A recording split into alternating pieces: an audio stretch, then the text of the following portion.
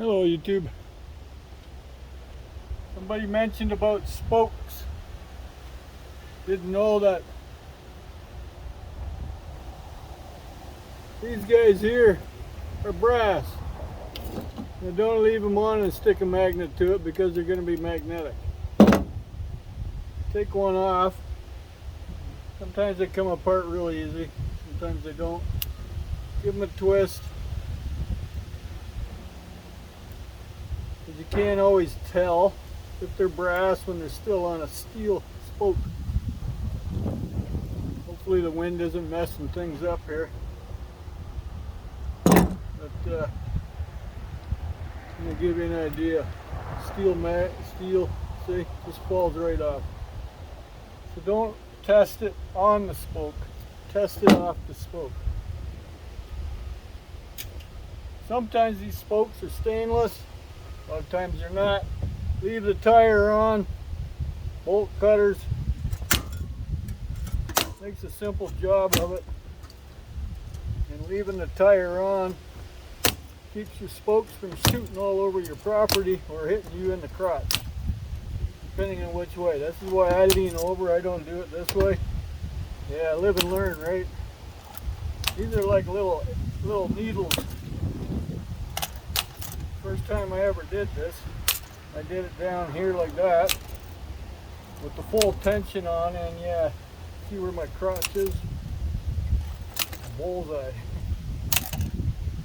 That's how you take them apart. Just like that. Take the tire off. Screwdriver. And you see this up here?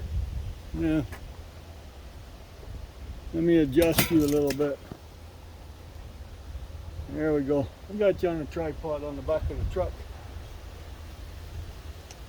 Screwdriver. You don't have to be careful with this because you're not keeping it. I'll let you know somebody who needs a tire. These tires, some of them held air. Some of them didn't. The ones that hold air, I just use a knife and give her a good jab. Makes you feel like a bad guy. So there's the tire and the tube. Here's all the spokes. Just got to get them out.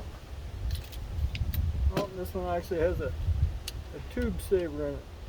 A lot of them have it dangling out. If you know it's got one of these thingies in it, you can take the tire off. They generally fall out. Have an eye on them if you lose them off the back of your tailgate, because you don't want one of these in your car tire, truck tire, any tire. So these will go through and come out the other side because they're long enough. Nice clean aluminum rim until you take those pins out. There's the valve stem hole. The pins are direct opposite. You can see the seam. I generally cut it the first two holes. Get that piece out, throw in it with the iron, the aluminum.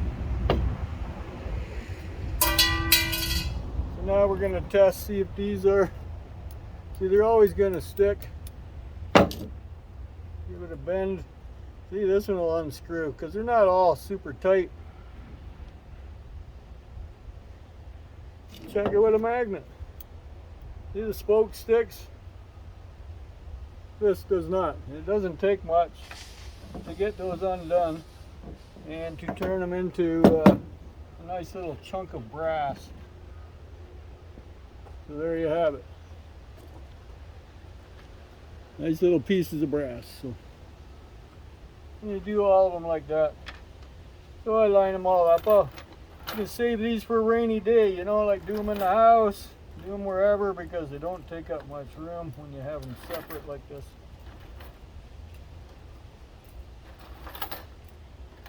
I'm just trying to get all the heads in the same direction. That's all.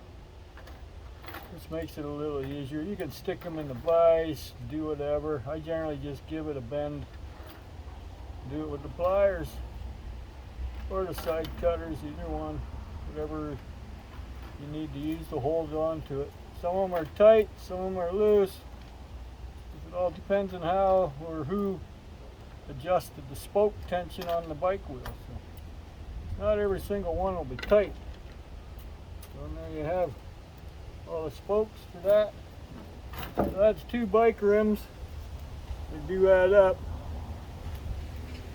Yeah, enjoy. This is one of the many few I might have. I've been checking around for a new phone company, and I was told by a fellow subscriber,